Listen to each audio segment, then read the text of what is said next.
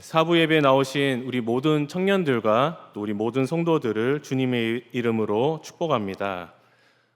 설교 제목은 주보에 나와 있는 것처럼 구원을 이해하라입니다.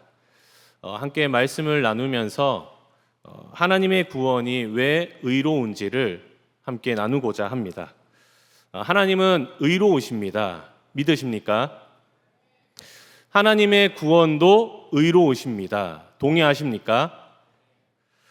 우리는 하나님의 의로우심을 동의하고 있죠.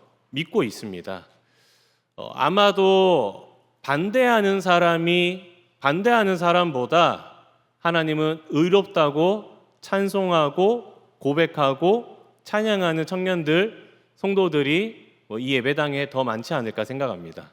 그러나 의문을 품을 때는 있습니다. 저도 청년 시절에 그랬던 것 같습니다.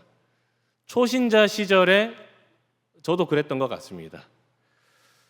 사랑하는 친구를 위해서 정말 간절히 기도했는데 내 친구를 구원해달라고 새벽을 깨워 기도하였는데 내 친구들을 구원하여 달라고 금요 기도회 때마다 1시간, 2시간 부르짖었는데 하나님이 나의 기도에 응답하시지 않을 때, 하나님께서 나의 기도에 침묵하실 때, 내가 아무리 전하고 아무리 기도해도 사랑하는 사람들이 예수를 믿지 않을 때 하나님은 나를 구원해 주시고 내 친구들을 왜 구원하시지 않는가? 그 사실에 있어서 때로는 마음 깊숙한 곳에서 하나님의 의로우심을 의심하게 됩니다. 사도 바울은 달랐습니다. 사도 바울은 지난주 마요진 목사님이 설교하셨는데 사도 바울은 그 누구보다도 이스라엘 민족의 구원을 간절히 소망했던 사람입니다. 사도행전 읽어보셨죠? 그렇게 유대인들에게 핍박당하고 박해당하고 매를 맞고 도망다니고 쫓겨다니고 감옥에 갇히고 그들 때문에 복음 전파에 방해도 있었는데 그럼에도 불구하고 내 민족, 우리 형제, 우리 이스라엘 민족 하나님 구원하여 주옵소서.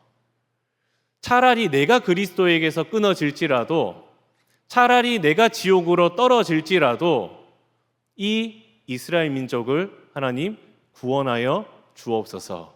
이 마음을 가지고 있었습니다. 형식이 아니라 그냥 인사치레가 아니라 9장 1절에 나와 있는 1절부터 나오는 그 사도 바울의 간절함은 사실입니다. 정말 내가 그리스도에게서 끊어져도 좋습니다 하는 마음은 진심입니다. 이스라엘은 특권을 가지고 있었습니다. 할례가 있고 율법이 있고 언약이 있고 제사가 있었고 하나님의 나라도 아는 민족이었습니다. 그럼에도 불구하고 사도 바울의 눈에 이스라엘 민족은 어떤 자들이었습니까? 구원받지 못한 민족이었습니다. 구원받지 못한 유대인을 보면서 그러한 특권을 가지고 그러한 스펙을 가지고도 구원받지 못한 그 민족을 보면서 사도 바울은 하나님의 의로우심을 의심하지 않습니다. 우리는 이러한 상황 가운데서 하나님, 정말 하나님은 의로우십니까? 질문을 던질 때 사도 바울은 왜 하나님은 의로우십니다 고백할 수 있을까요? 사도 바울과 우리의 차이가 무엇이겠습니까? 사도 바울은 하나님의 구원을 바르고 정확하게 이해하고 있었습니다. 사도 바울이 이해한 하나님의 구원, 그게 너무나도 넓고 높고 깊어서 다 다룰 수는 없겠지만 크게 세 가지입니다. 하나님의 의지요, 하나님의 고난이요, 하나님의 은혜다. 첫 번째로 구원은 하나님의 의지입니다. 하나님은 강한 의지를 가지고 계십니다. 18절입니다. 그런즉 하나님께서 하고자 하시는 자를 긍휼히 여기시고 하고자 하시는 자를 완악하게 하시느니라. 여기서 핵심 단어는 하고자 하시는입니다. 하나님의 강한 의지를 담고 있습니다. 풀어서 설명하면 이런 거죠. 하나님께서 강한 의지로 구원하고 하나님께서 강한 의지로 누군가를 긍휼히 여기십니다. 긍휼히 여기신다고 표현하죠. 죄 가운데 있는 자를 그를 불쌍히 여겨서 죄 가운데서 건져 주신다는 의미죠. 하나님은 강한 의지로 누군가를 완악하게 하십니다. 부드러운 것을 단단하게 만든다는 뜻이 아니라 단단한 그 상태로 내버려 두신다는 뜻이죠. 죄 가운데 그 교만한 마음과 완악한 마음을 하나님께서 내버려 두십니다. 누군가는 그 완악한 마음을 깨뜨려 주시는데 누군가에게는 그 완악한 마음을 내버려 두십니다. 이 하나님의 강한 의지는 사람의 행위나 조건에 바뀌지 않습니다. 친척이 대기업의 임원이셨습니다. 회사에서 직원을 1명 채용하였는데 최종 후보로 2명이 남았습니다. 후보 1번은 지방대를 졸업하였고 경력도 그냥 평범하였습니다. 후보 2번은 정확하게 기억은 안 나는데 서울대학교 경영학과 아니면 경제학과를 졸업했고 국제공인회계사 자격증을 소유하였고 경력과 스펙도 화려하였습니다. 딱 1명만 뽑히는데 여러분이라면 두 사람 중에 누구를 뽑으시겠습니까? 1번이십니까? 아니면 2번이시겠습니까? 아니면은 두 사람 중에 실제로 누가 뽑혔을까요? 1번이었을까요? 2번이었을까요? 후보 1번이 뽑혔습니다. 지방대 출신의 평범한 경력과 스펙을 가진 사람을 회사에서 채용하였습니다. 이유는 간단 명료했습니다. 친척이 이야기해 주시더라고요. 첫 번째 사람이 우리 회사가 원하는 인재상이었어. 스펙 좋은 사람이 아니라 회사가 원하는 사람을 뽑은 거였죠. 여러분들, 이러한 상황 가운데서 우리는 회사의 선택을 불이하다고 말할 수 있습니까? 스펙 좋은 사람과 아닌 사람 중에서 스펙이 조금 낮은 사람을 뽑았다고 하여서 불이하다고 말할 수 있습니까? 여러분들이 후보 2번이었다면은 화려한 스펙을 가지고 있음에도 불구하고 나보다 못한 사람한테 보다 그 자리를 뺏겼을 때 억울할 수는 있죠. 분할 수는 있죠. 짜증 날 수도 있죠. 내가 이 스펙을 쌓기 위해서 어떤 삶을 살아왔는데 분하고 억울하고 짜증나지만 회사를 향해서 불이하다고 말할 수 있습니까? 회사를 향해서 전화해서 따지고 회사를 향해서 소송을 걸 수 있습니까? 없습니다. 마찬가지로 우리는 하나님의 선택을 불이하다고 말할 수 없습니다. 이스마엘이 이삭보다 스펙이 더 좋았습니다. 에서가 야곱보다 스펙이 더 좋았습니다. 애굽이 이스라엘보다 스펙이 더 좋았습니다. 우리는 성경을 아니까 그냥 이삭이 더 뛰어난 것 같고 야곱이 더 대단한 사람인 것 같고 이스라엘 민족이 대단한 것처럼 보이지만 당시 그 시대 사람들의 눈에는 이삭보다는 이스마엘이고 야곱보다는 에서였고 저 작은 이스라엘 민족보다는 저 거대한 제국 애굽이 더 하나님의 백성, 하나님의 나라에 더 부합된 사람으로 보였을 수 있습니다. 하나님의 선택은 무엇이었습니까? 이삭을 택하셨고 야곱을 택하셨고 이스라엘을 택하셨습니다. 하버드 학생들이 우리보다 스펙이 더 좋습니다. 애플 직원들이 우리보다 스펙이 더 좋습니다. 하나님은 누구를 택하셨습니까? 네, 우리를 택하셨죠. 스펙 좋은 사람이 아니라 하나님은 당신이 원하는 사람을 택하십니다. 하나님의 선택을 불의하다고 말할 수 있습니까? 하나님의 선택이 틀렸다고 말할 수 있습니까? 나의 생각과 하나님의 생각이 다르다고 하나님이 틀렸다고 우리는 말할 수 있습니까? 사도 바울은 말하는 거죠. 그럴 수 없다. 하나님은 불의하다고 말할 수 없다. 그러면 왜 하나님의 선택을 우리는 불의하다고 말할 수 없는가?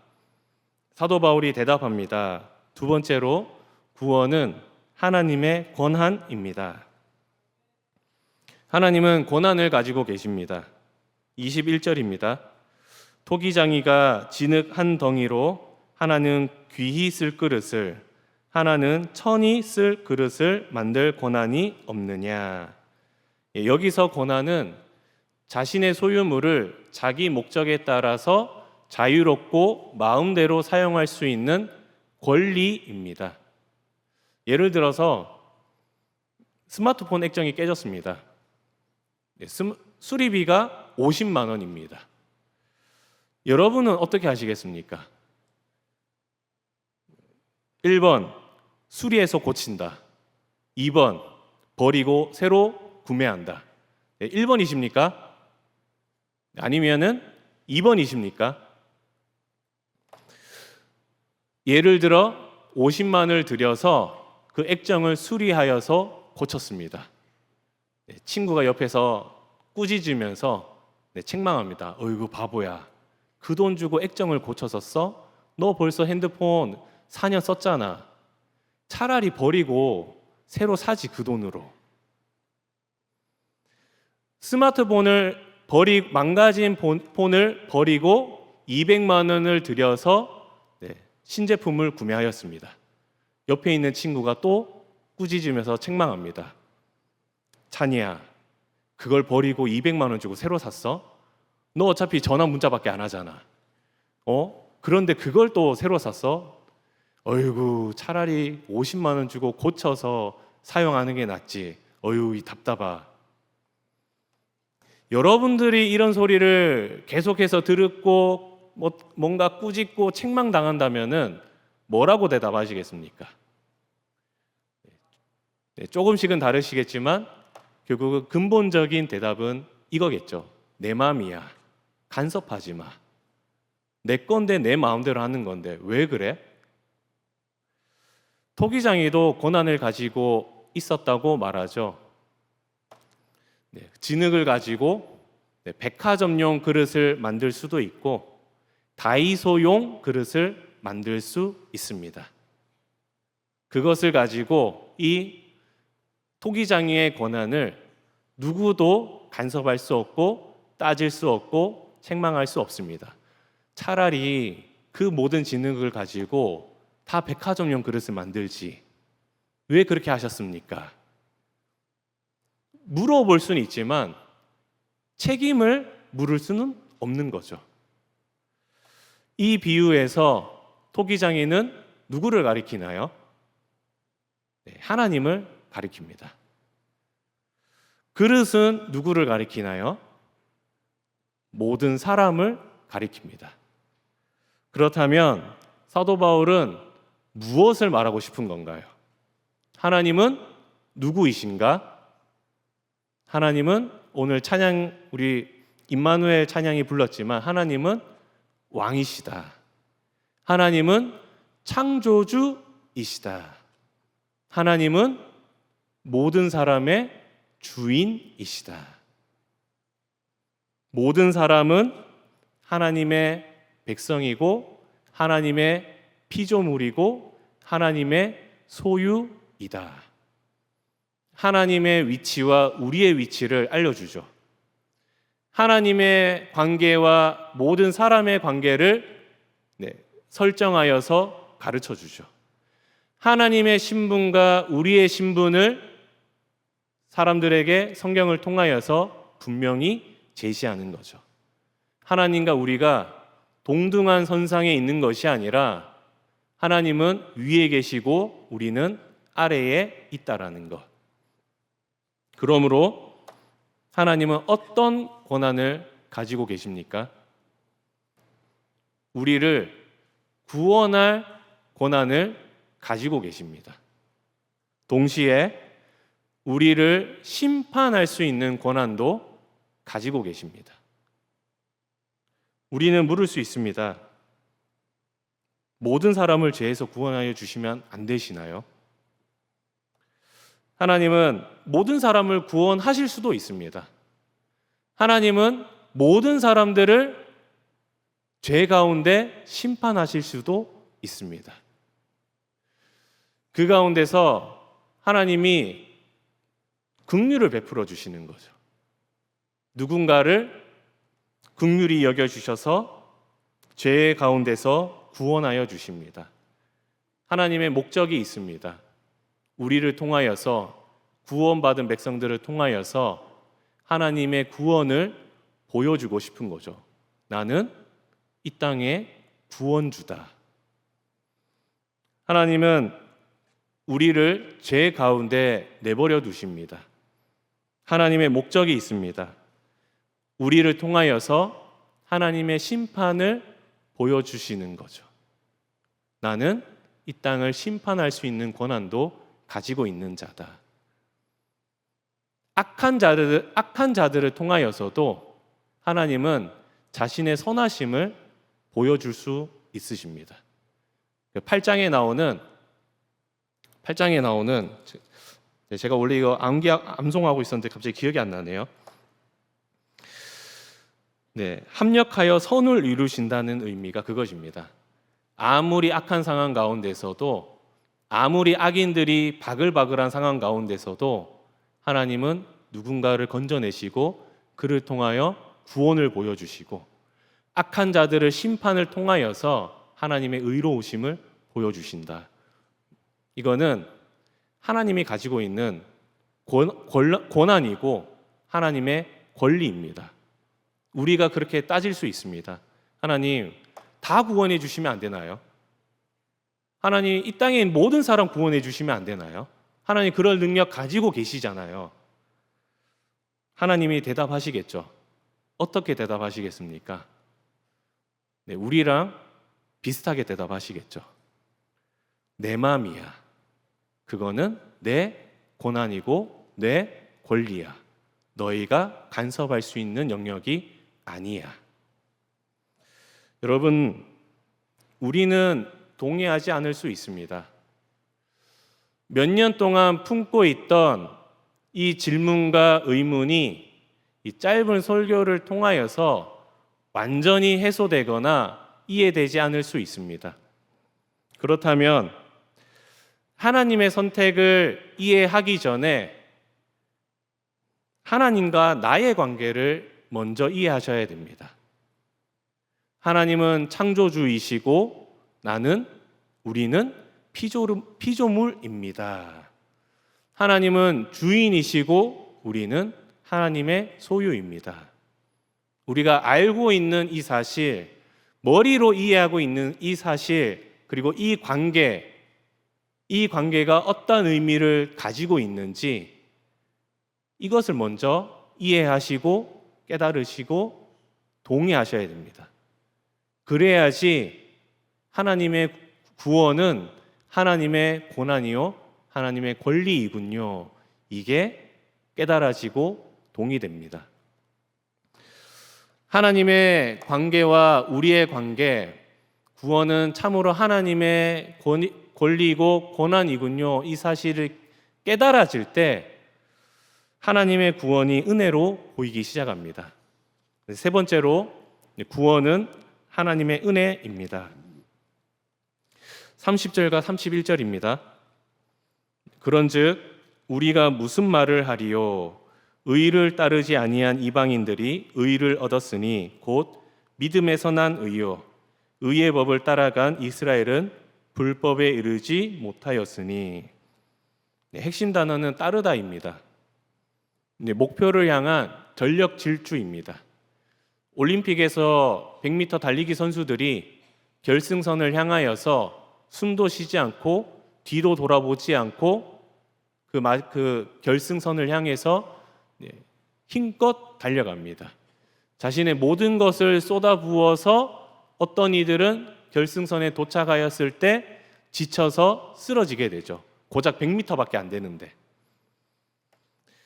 학생들은 취업을 목표로 삼아서 전력 질주하시죠.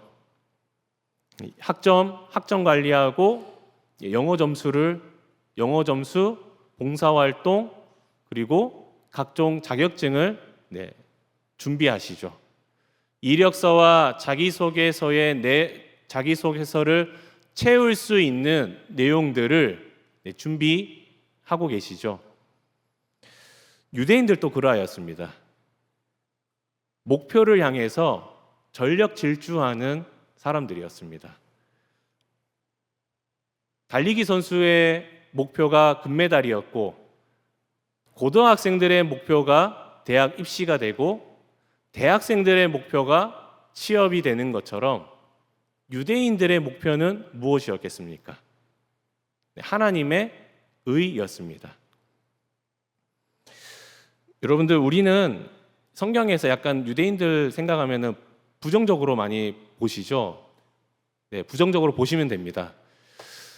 단, 이 사람들이 하나님 앞에서는 정말 그 의를 이루기 위하여서 정말 점심전력 달려갔던 사람들입니다. 오늘날로 말하면 세례받고 모든 예배 참석하고 1년에 1독을 하고 주일학교 때는 모세오경을 암송하고 중등부대에서는 역사서를 암송하고 디모데 정도 되면은 복음서를 암송하는 요 정도 수준 되는 거죠. 암송하시나요? 네, 저도 암송 못하는데 새벽을 깨워서 기도하고 하루 3번 기도하는 사람들이었습니다. 그만큼 딱 보았을 때 저 사람들은 하나님의 나라에 가까이 있는 사람들처럼 보이는 사람들이었습니다. 그러나 모든 율법을 지켜서 하나님의 의를 내 손으로 잡으려고 했던 거죠. 내가 공든탑을 쌓아서 하나님께 도달하려고 했던 사람들이었습니다. 결국은 아시는 것처럼 의에 도달하지 못하였습니다. 여기 31절에 율법에 이르지 못하였다라는 의미가 성공하지 못했다는 뜻입니다. 하나님의 율법으로 조금 쉽게 표현하면은 하나님의 율법으로 성공하지 못했다. 한마디로 의를 얻지 못하였다. 율법은 42.195km를 요구하는데 이 유대인들이 가지고 있었던 능력은 고작 100m 달리기 수준이었습니다. 100m만 뛰고 나서 지쳐서 쓰러져 버린 거죠. 반면에 이방인들은 하나님의 의를 향해서 전력 질주하지 않았습니다. 하나님의 의에 무관심했습니다. 하나님을 예배하지 않았고 성경도 읽지 않았고 하나님 나를 구원하여 주옵소서 기도하지도 않았습니다. 그런데 결과는 무엇입니까? 하나님의 의를 손에 쥐고 있는 거죠. 마치 그런 것 같습니다. 돈에 무관심한 사람인데 돈을 벌려고 했던 사람이 아닌데 뭔가 어느 순간 지나와서 보니까 통장에 잔고가 쌓여 있는 그런 상황과 비슷하다고 할 수 있는 거죠. 어떻게 가능하겠습니까? 하나님에 의해서 전혀 무관심했던 사람들이 어떻게 유대인도 손에 쥐지 못한 그 하나님의 의를 붙들 수 있겠습니까? 하나님께서 찾아와 주셔서 그들 가운데 손에 쥐어 주신 거죠.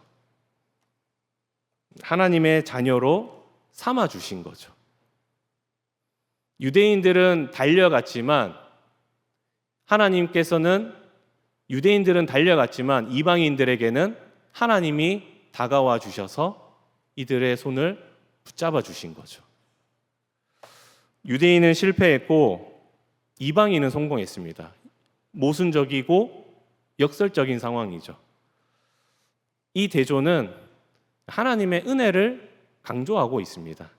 사도 바울이 여러분들 그러니까 이거 하나님 은혜로 되는 거니까 기도할 필요도 없고 교회 다닐 필요도 없고 성경 읽을 필요도 없고 수련회 참석할 필요도 없습니다. 이걸 말하고자 하는 게 아니라 구원은 하나님의 은혜입니다.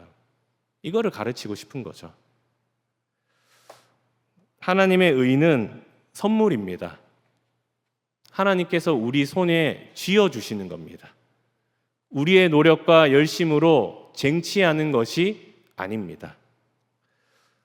세례, 예배, 기도, 말씀은 하나님을 향한 공든탑을 쌓는 도구가 아닙니다. 하나님께로 다가가기 위하여서 우리의 열심과 노력을 쌓는 공든탑이 아닙니다. 하나님의 은혜가 흔히 이것들을 은혜의 통로라고 표현하죠. 무슨 말이냐면 하나님의 은혜가 하늘에서 우리에게 내려오는 통로입니다. 하나님의 의를 우리가 붙잡기 위한 도구가 아니라 하나님의 은혜를 경험하기 위한 통로가 세례요, 예배요, 기도요, 말씀입니다. 구원은 우리가 쌓아가는 것이 아니라 하나님이 우리에게 쌓아주시는 겁니다. 우리는 이 은혜의 통로를 통하여서 하나님이 나에게 구원을 선물로 주셨군요. 고백하는 존재입니다. 하나님은 우리 은혜 수단들을 통하여서 우리에게 믿음의 의를 전해 주십니다. 우리 사랑하는 청년 여러분, 하나님의 구원은 의로우십니다. 내가 사랑하는 사람이 구원받지 못하였을지라도 하나님께서 나의 기도에 침묵하는 것처럼 느껴지실지라도 내가 사랑하는 사람들을 하나님께서 혹 구원하여 주실지 구원하시지 않을지라도 우리는 하나님의 구원 앞에서 무슨 말을 해야 하겠습니까?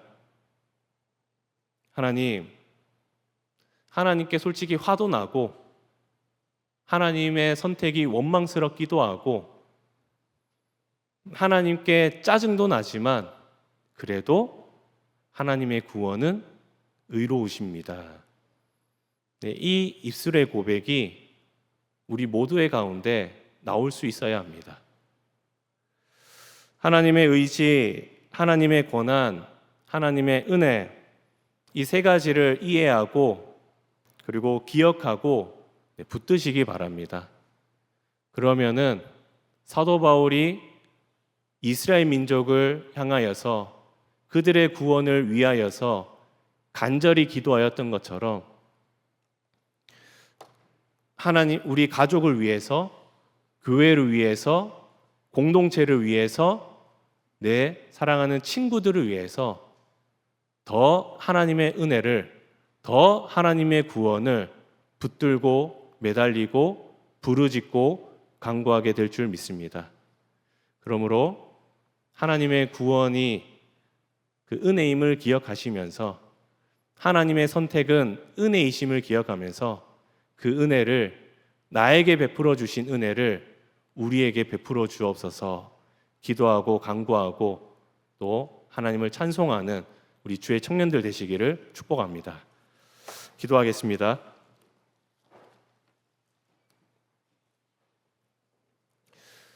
하나님, 참으로 감사합니다. 나에게 은혜를 베풀어 주셔서 우리에게 은혜를 베풀어 주셔서 하나님의 자녀로 불러주시고 하나님의 백성으로 살아오게 하시고 영원한 천국 백성으로 살아가게 하여 주시니 감사합니다.